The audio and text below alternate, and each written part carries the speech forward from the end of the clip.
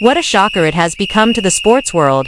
And imagine the surprise when Uncle Casey and so many others finally realized in plain sight that the WNBA is not just struggling a little bit without Caitlin Clark, but is unraveling in ways that even the most pessimistic observers never predicted, because at the end of the day, the uncomfortable truth that everybody is trying to tiptoe around is now staring them in the face. The WNBA is Caitlin Clark. The league's numbers, its momentum, its cultural footprint, its television relevance, its betting interest, its ticket sales, and its overall narrative have all become fully tethered to one player, and the moment that player was taken off the floor with a groin injury on July 15th, the entire structure collapsed like a sandcastle under a rising tide. And you don't even have to dig deep into niche numbers to see it, because the evidence is pouring in from every angle, week after week, and each data point is uglier than the last, with ratings dropping by more than 50% across the board. Catastrophic by any industry standard. Catastrophic in a way that makes executives sit in conference rooms, staring at spreadsheets wondering how they could have built a business model so fragile. Catastrophic in a way that not even the most cynical critic of women's sports thought possible. Because when you lose over half your audience practically overnight, the word dip doesn't cover it. The word correction doesn't cover it. This is not just turbulence. This is a complete nosedive into irrelevance whenever Clark isn't on the floor, and it is exposing truths that league officials, media figures, and longtime WNBA loyalists never wanted to admit out loud, that the casual fans who spiked the league's visibility in 2023 and 2024 were not tuning in for the WNBA experience. They weren't suddenly lifelong fans of women's basketball. They were tuning in for Caitlin Clark. And without her, the product simply does not hold their interest. Which is why you now have desperate whispers about executives asking the Indiana Fever to tease or dangle even the slightest possibility of a Clark return, almost like dangling bait in front of starving fish. Because they know that without the prospect of seeing her on the court, interest vanishes and the broadcast numbers tell the brutal truth, with recent games hitting unprecedented lows. Games that in any other year would be sold as marquee matchups between rival franchises like the Fever and the Sky, but now reduced to forgettable exhibitions in the eyes of the public. A collapse so total that some analysts are saying Clark's absence has given the WNBA the most expensive reality check in sports history, because it has shown in bright neon lights that pretend parity means nothing to audiences. What they want is star power, and in this case that star is singular. One player carrying an entire league, which is why the August 9th Fever Sky game, despite Indiana winning comfortably 92-70, barely registered in the cultural conversation. Nobody cared. It was the kind of win that would normally be hyped as a statement, but instead it was a tree falling in the forest with no one around to hear it, and the attendance numbers, betting data, and television ratings all confirm that harsh reality, because sports betting on Fever games has cratered nearly 50%. Dropping from 2.7 million to 1.5 million, which translates into a stunning 1.2 million people simply choosing not to come back to the product, as if they were saying directly, if Caitlin's not on the floor, we're out. And that sort of consumer behavior isn't just disappointing, it's devastating, because it shows you're not selling a league, you're not selling a sport, you're not selling a community, you're selling one individual. And when that individual is sidelined by injury, your entire business collapses. And the receipts are undeniable. Because the first time these two teams matched up earlier in the season, the ABC broadcast averaged 2.7 million viewers and peaked at 3.1 million. Numbers that dwarfed last year's averages by over 115% and gave the league hope that it was finally breaking into the mainstream. But the second Clark was gone, those numbers didn't just slide, they plummeted, with BETMGM reporting a 37% drop in betting activity for Indiana's two Clark-less games against Washington and Connecticut. And when you combine that with the fact that 500,000 casual fans openly admitted they weren't checking out games anymore, it becomes impossible to spin this as anything other than what it is. A league exposed, a league whose entire newfound popularity rested on one pair of shoulders, a league now scrambling to figure out how to even tread water until its golden goose returns. And even worse, ticket markets are confirming this collapse in ways that are brutally transparent. Because after Clark's injury in May, ticket prices for her anticipated rivalry game against Angel Reese dropped a jaw-dropping 71%. An unprecedented freefall that cannot be described as anything other than market collapse. Not correction, not fluctuation, but collapse. Because it turns out people weren't paying to see WNBA basketball. They were paying to see Caitlin Clark, and without her, demand dried up instantly, which is why the league's gamble to move the Fever Sky game to the massive United Center backfired in spectacular fashion, because they envisioned a packed house for the Clark-Reese rivalry. But what they got instead was empty seats and a resale market in flames, because the draw, the magnet, the reason for all of it, was sitting on the bench in street clothes, nursing an injury that league officials could neither speed up nor wish away.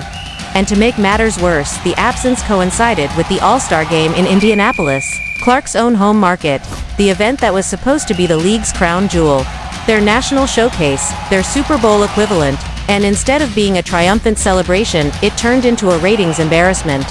With 19 million viewers on ABC, down 36% from the previous year's 3.44 million when Clark was playing. A million people vanishing from the broadcast because the one player they cared about wasn't there.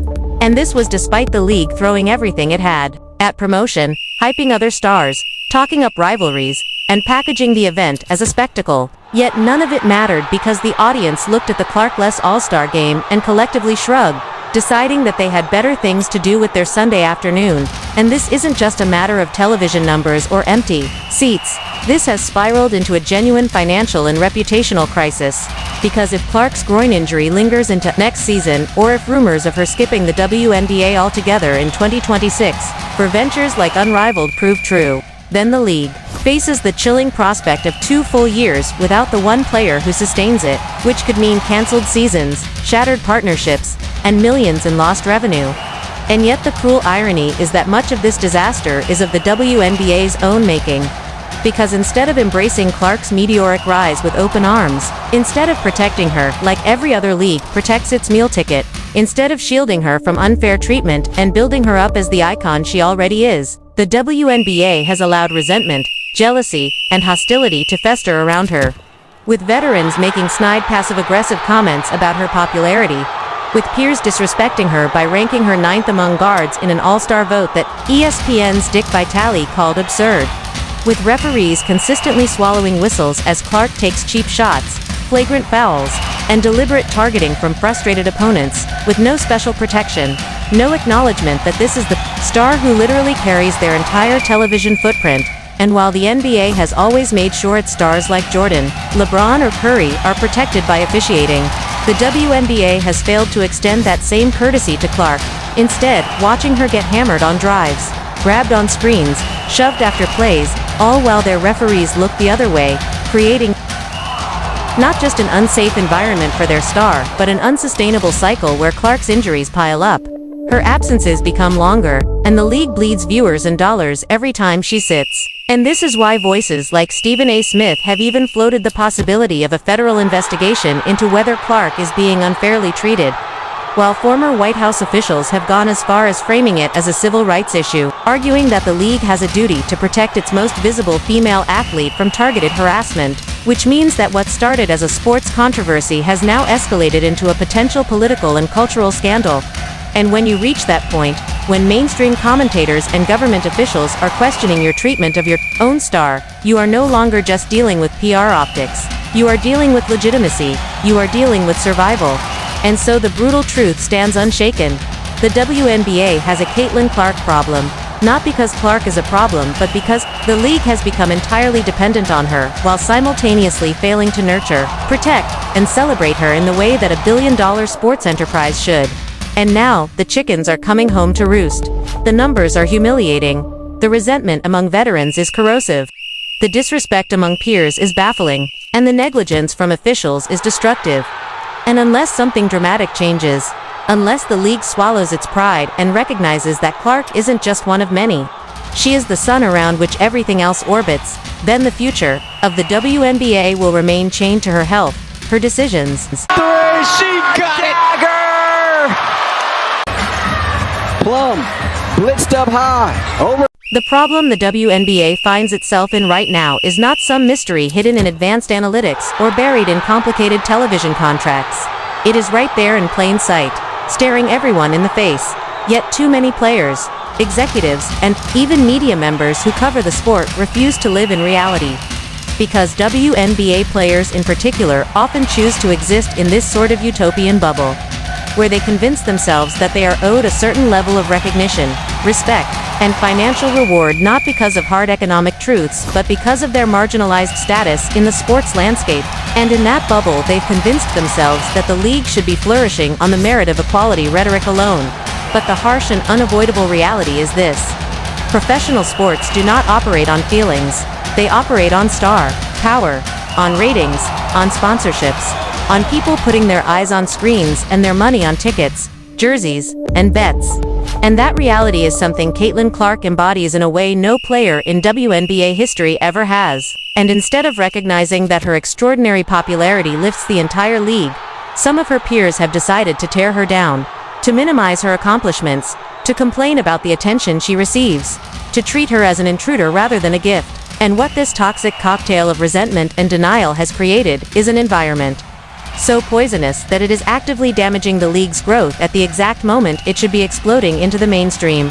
And nothing symbolizes that dysfunction more clearly than the disgraceful ranking Clark received from her fellow All-Stars, who placed her 9th among guards, not because of her ability, her stats and her impact made that laughable, but as a petty, obvious message that they do not respect her status as the league's biggest draw. A ranking that backfired spectacularly when fans and media alike called it out for the joke. It was exposing just how jealous and small-minded some within the league have become. And this sort of internal sabotage, this willingness to wound their own product out of envy, is exactly what you would expect from a league that has never had to deal with a truly transcendent star before. Because instead of learning how to manage, protect, and celebrate the one player who single-handedly elevated their sport into mainstream relevance, they have allowed resentment and politics to turn inward like a cancer, damaging the very asset keeping them afloat. And so the WNBA finds itself learning the harshest possible lesson about modern sports entertainment, that star power drives everything.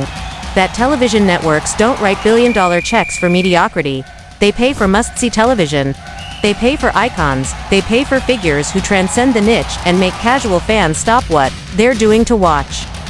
That advertisers don't spend money plastering logos on players nobody outside the hardcore community recognizes. They spend money on personalities who move the needle, who get people talking, who drive engagement across platforms, and Caitlin Clark moves the needle like no other WNBA player in history. And the proof is undeniable because there have been just 2 significant stretches since she was drafted. When she was unavailable, the 2024 playoffs after the Fever were eliminated, and the last 2 weeks of the current regular season due to injury, and in both cases the ratings collapse was immediate, dramatic, and humiliating, numbers falling off a cliff, exposing just how shallow the league's supposed star pool really is without her. And this matters because the WNBA just signed a new media rights deal worth $200 million over 11 years. A deal that executives proudly trumpeted as proof the league had finally broken through. But those figures, those carefully negotiated terms, were all based on one massive assumption, that Caitlin Clark would be healthy, on the floor, and playing regularly. Because without her, the networks know exactly what the product is worth. And it isn't close to what they agreed to pay, and if she continues to miss time due to injuries caused by the physical targeting and reckless officiating that the league has failed to address, then those media partners will have every right to demand renegotiation, to insert cancellation clauses, to pull the rug out, because sponsors who signed multi-million-dollar deals, expecting Clark's star power to drive unprecedented engagement, are already starting to question their investments. And when betting activity drops by nearly 50% because one single player is hurt, that tells every corporate partner everything they need to know about where the real value lies. That tells them that they didn't sign up for the WNBA as a whole, they signed up for Caitlin Clark. Which is why if you are the WNBA right now, you cannot afford a strike.